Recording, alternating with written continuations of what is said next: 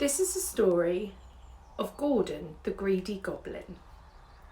It was a beautiful summer's morning and Gordon was sleeping peacefully in his bed. Of course, he was giving out the most enormous snores, but for a goblin that was quite peaceful. Gordon loved nothing more than long, lazy lie-ins. But as the sun danced across the bed sheets and directly into Gordon's eye, he awoke with a shudder. "Oh, for goblin's sake," he shouted, falling out of bed with a thud. "Why must the sun get up so early and insist on jumping through the curtains and waking me up?" grumbled Gordon. Outside, the birds were singing sweetly. The lark and the bluebird and the magpie all raised their voices together to make the most majestic music. Fairies sat and watched the morning concert from the trees, gently swaying branches, completely in awe of the birds' talent.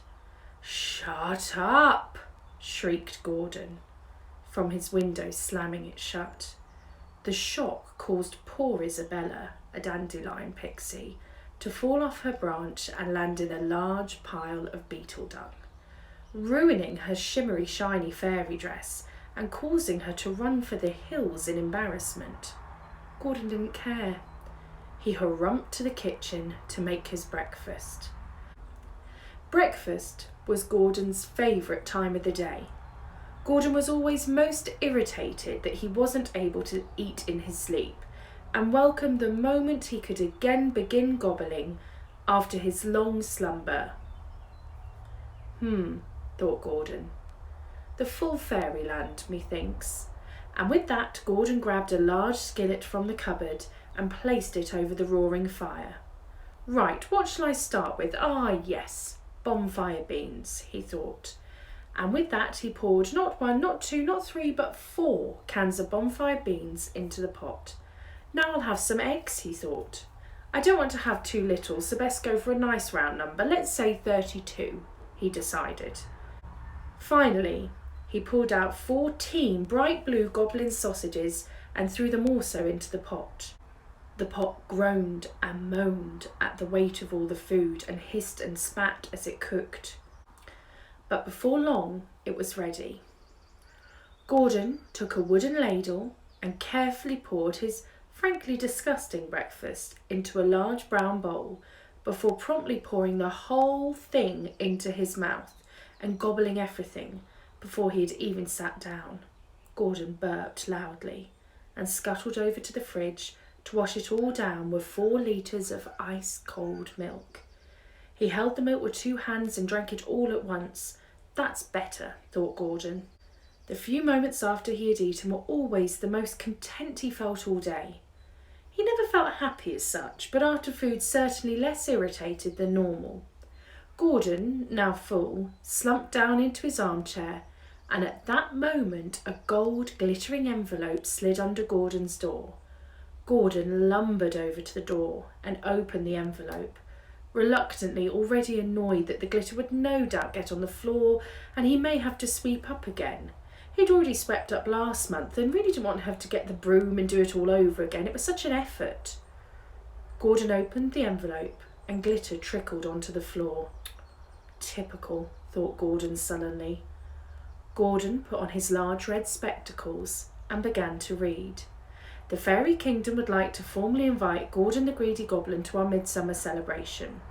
There will be glitterberries to drink, a dance recital from the Jigging Jennies, music from Fenton and the Fiddles, and strawberries and cream for every fairy, goblin, tree spirit, imp, elf, brownie, pixie, and woodland creature in attendance.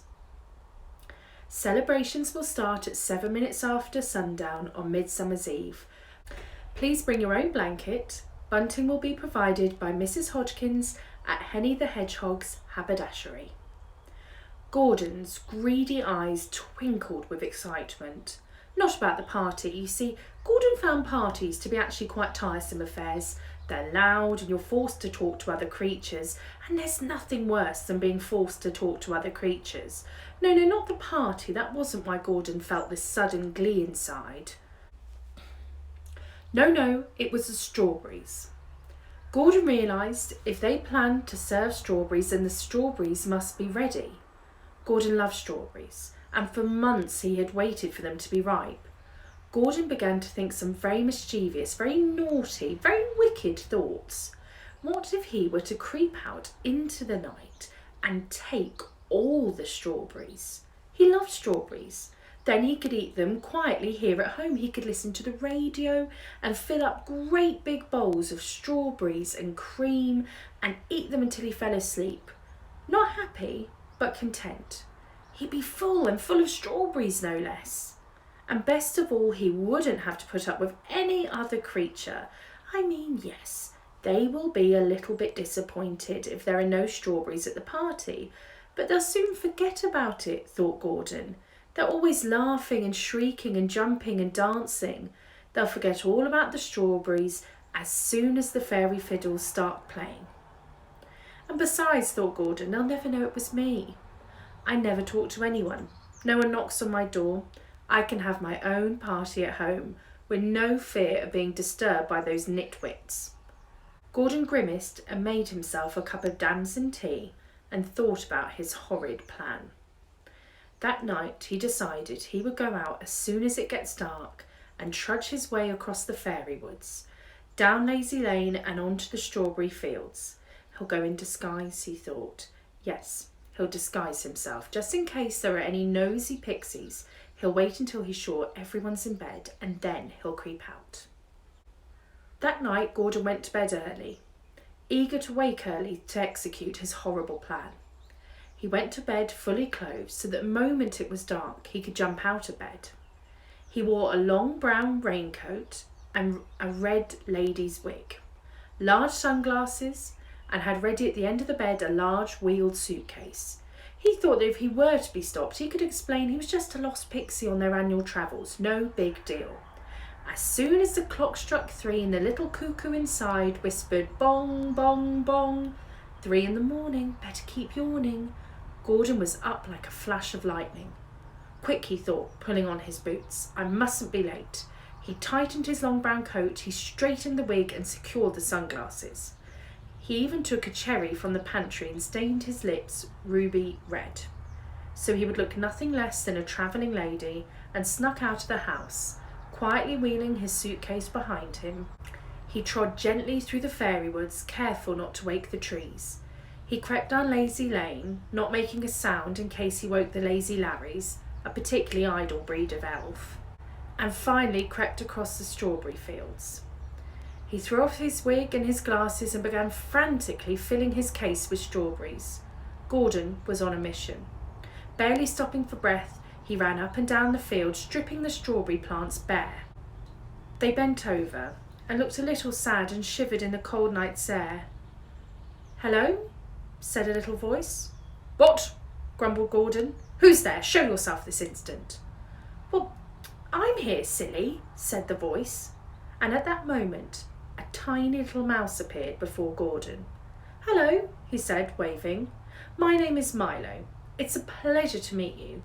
I couldn't sleep, so decided I would take a walk under the stars. I love the stars. I don't know all the names or anything, so I just make my own up. I mean, I've called that one over there Lily, and that one Peter, and over there I call that one Samantha. I think it's just politer to give them all names." The stars shone momentarily brighter to show their appreciation for Milo. Gordon frowned. He had not planned for this. "It really is the most lovely evening," Milo continued. "I suppose you're here to collect strawberries for the big midsummer party." "What?" snapped Gordon. "Well, I was watching you whilst I was counting the stars, and I saw you putting all the strawberries in your case there, so I assumed that the planning Penelope pixies must have sent you here to collect strawberries whilst it's not too hot." Gordon panicked. Oh no, he thought, I mean, this silly little mouse could spoil everything. There's nothing for it now. There's only one option, he thought. And with that, Gordon grabbed the suitcase and then with his other hand swiped and grabbed the mouse. Gordon began to run up the field. "Oh no," said Milo, "you don't need to give me a lift. I mean, you've misunderstood. I was quite happy walking." "Shut up," snapped Gordon, running faster and faster.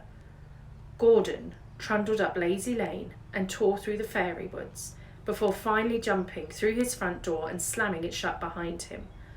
"Oh, right," said Milo, as Gordon plonked himself down on the sofa.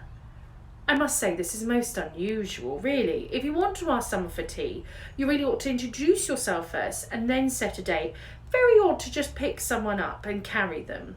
I mean, I don't want to be critical, but, well, it's just not good manners. You could have sent me a formal invitation, but, I mean, of course I don't want to be too critical. It's the thought, I suppose, that counts, and why I'm here, I have to say your cottage is just lovely. I mean, it's so cosy. I love what you've done with the place. It's very modern. I mean, a little dark for my taste, but certainly unique. And besides, I love tea. So however I'm asked, I'm happy to be asked. I would love a cup of lemon tea. And if you've got any shortbread, well, that would be just divine. And by that I mean biscuits, not just incredibly shortbread." Milo shrieked with laughter. "Sorry," said Milo, "I've told that one thousands of times, but it still makes me giggle." "Stop talking," said Gordon, and he picked up Milo by the tail and placed him in a large jar on the kitchen table. "Steady on," shouted Milo. "That really is no way to treat a guest you've asked for tea." "I didn't ask you for tea," bellowed Gordon. "You're here because you saw me take the strawberries, and I don't want you to tell anyone. So now I'm going to keep you here forever." "Forever?" gasped Milo. "Well, what if I just promised not to tell anyone you stole the strawberries? I mean, I don't want to stay in this jar forever." Gordon considered this for a moment. This really was the most irritating mouse he'd ever met, and he'd happily have him out of the house so he could just enjoy his strawberries in peace. "All right," said Gordon. "If you promise not to tell any other creature, ever, then I'll let you go." "Oh, I don't know," said Milo. "Mother Mouse told us always to be honest, and I can't lie. I can't lie even now about saying I'm not going to lie, or saying I'm going to lie. I mean, the first person that asks me where I've been, I'll cry out I've been with a big, ugly goblin dressed up as a woman who stole all these strawberries and then kept me in a jar." "Ugly?" cried Gordon. "Big? I'll have you know, I have an underactive thyroid. It is medical," said Gordon. He hissed and pushed the jar as far along the counter as he could. Milo braced himself as it slid, but to Gordon's great annoyance shouting, "Way hey!" as he slid down the countertop. "Gosh, that was exhilarating," shouted Milo. Gordon didn't answer. He slammed the door and bashed his way up the stairs. Before long, Gordon was back. He threw a small pillow, a small mattress, and a little blanket into Milo's jar. He then took a tiny bit of bread and cheese from the cupboard and put in a tiny little plate. Finally, he filled a thimble with water and put it all in Milo's jar. "Wow, thanks, Gordon," said Milo. "This is great." "Where did you get this tiny furniture from?" "My doll's house collection," said Gordon. Milo burst out laughing. Gordon slammed his fist on the table with a thump. Milo's jar shook. "Doll houses are a craft," snarled Gordon. "Oh, sorry," said Milo. "I wasn't laughing at you. I just remembered something I'd seen on television and it made me laugh, that's all." "Right," said Gordon. Well, what was it?" "Oh, just an elf falling over a leaf," said Milo, trying to sound convincing. Gordon paused and then let out the most enormous laugh. The tears rolled down his face. "Yes," he said, "elves can be quite stupid." I guess so," said Milo nervously. "Right," said Gordon. "I'm going to watch some television now. Goblin Police Interceptors is my favourite." "I've never seen it," said Milo. "It's great," said Gordon. "Last episode they arrested a tree elf for driving after 4 giggleberries, a fairy for not having her wings licensed, and the old lady who lives in the shoe for breaking tenancy laws. I love it." Gordon switched on the television and began to watch from his chair. "Grass, leaves, grapes," said Milo quietly. What are you doing? Snapped Gordon. I'm listing green things, said Milo. I read that if you're ever held hostage, it's good to keep your mind sharp. Oh, for goblin's sake, come over here, said Gordon. Gordon stood up and grabbed Milo's jar and plonked him in front of the television. The next few days were actually some of the most content of Gordon's goblin life. Milo jumped around when Gordon put on heavy metal. He found that Milo actually had similar tastes when it came to music. Milo taught Gordon a new dance, and Gordon made Milo a little hat. Gordon showed Milo his doll's house collection, and Milo said it was splendid. Gordon finally had a friend. He didn't think he'd wanted a friend, but now he knew it's exactly what he wanted. He and Milo did everything together for 3 whole days. They laughed at goblin police interceptors together. They read fairy news together. Gordon even made Milo a little pair of swimming trunks and put on his own bright purple trunks so they could have a great big bubbly bath together. But by the 3rd night, Milo was beginning to feel sad. He missed his friends and the mouse kingdom. Gordon didn't really have any friends, and, well, after stealing all the strawberries, he had even fewer. No one knew for certain that Gordon had stolen the strawberries, but they were very suspicious of the goblin-sized footprints in the mud and large red wig and sunglasses left behind. When Gordon had gone to the bakery, Mrs. Pennyweather had tutted at him, and the field fairy's whispers could be heard in the wind as he walked, saying Gordon did it. Gordon stole the strawberries. Now the party's cancelled. What a horrid goblin. Gordon was always relieved to come home to Milo, but now on the 3rd evening there was a little knock at the door. Tap, tap, tap, tap. Tap, tap, tap, tap. Gordon hid Milo behind the curtains and harumphed to the front door. He couldn't believe his eyes when he looked out to see not 1, not 2, not 10, not 20, not even 100 or 1,000, but thousands of tiny little white mice, all in rows up the street, stood still like an army. Every mouse began to beat his chest in a rhythm like a drum. Then one mouse at the front stood forward, and another mouse played a little trumpet.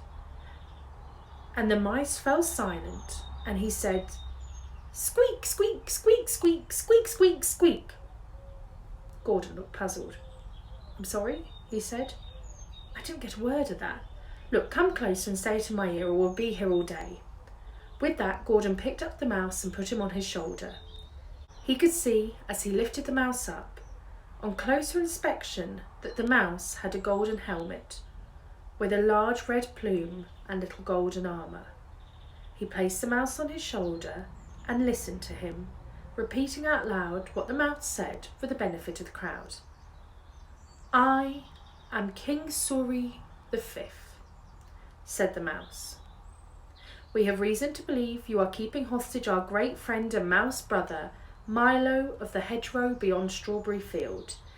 If you do not release him, we will have no choice but to turn your home upside down." By now, every mouse was looking at Gordon with a fixed stare and holding out little torches so that they all glittered up the street. "You have exactly 1 minute to release dear brother Milo Mouse, or we shall enter and fill every nook and cranny of your home with mice. You shall never have peace again." Gordon looked out at the mouse army before him and decided he was outnumbered. "Give me a moment," said Gordon. Gordon went to the shelf behind the curtain and picked up the jar that contained Milo. "I'm sorry," said Gordon. "I should never have stolen those strawberries, and I never should have brought you here. I need to give you back now. Goodbye, my friend." Milo looked at Gordon and felt great pity. "You know, I actually had quite a lot of fun the past few days," said Milo. "Perhaps I could visit sometime. You know, Gordon, if you were just a bit more friendly, fairies would really like you." Milo hugged Gordon's hand. Gordon gave Milo the little red hat he made to take with him and put Milo down on the front step so he could join his mice friends. The mice all rejoiced. They threw flower petals in the air, and some mice started playing on little fiddles. They all began to dance and jig and cheer. Milo crowd surfed across the mice, and they all turned around together and linked arms and hugged walking home. Gordon felt something he had never felt before, a pang deep in his chest. Gordon felt lonely. Gordon looked at the bowls of strawberries and cream on the side and felt another new sensation, regret. His house was so cold the strawberries were as fresh as the day he stole them. But he knew the party was off now. The fairies were so upset about the strawberries, no one had decided to go out. Fairyland was quiet, and it was all Gordon's fault. At that moment, Gordon saw Mrs. Hodgkins across the street, walking solemnly with a sad little brown basket with the word bunting on the front. Didn't need it. In the end, she said. Gordon felt his cheeks flush red with guilt. "Wait," he shouted as she trundled up the path. "Mrs. Hodgkins, I've got something to tell you. Look, it was me. I'm so sorry. I stole the strawberries." "Oh, Gordon," she said softly, "why did you do such a naughty thing?" "Look, it's okay," she said, "but don't worry. I mean, we haven't set up anything now for the party. It was supposed to be in the meadows and we'd have set up all the tents by now and it's really too late. Just don't worry about it." "Well, what if you have it at my house?" said Gordon. "Really?" said Mrs. Hodgkins. "Yes," said Gordon. "We can all eat the strawberries and cream and I've got gallons of glitterberry juice." Thought Mrs. Hodgkins. "OK," she said, "but we best get your place decorated." So Gordon and Mrs. Hodgkins went inside and started putting up her bright, colourful bunting. Then Mrs. Hodgkins sang a beautiful but very loud song so that all the other fairies and elves and goblins and even field mice knew they were welcome to come and spend Midsummer's Eve at Gordon the Goblin's house, and that he was very, very sorry. Her singing was actually so loud it was a bit annoying, but Gordon didn't mention that as he's trying to turn over a new leaf and make friends. Before long, Gordon's house was full of every creature in fairyland. Everyone had a glass of glitterberry and some strawberries and cream, and Fenton and the fiddles and the jigging jennies danced and sang until the dawn broke. Gordon still found parties a bit loud and put on his pyjamas at midnight in hope everyone would go home, but nobody did. But for the first time in his life, as all the fairyland creatures left and they gave Gordon a hug goodbye, he felt a new sensation. He felt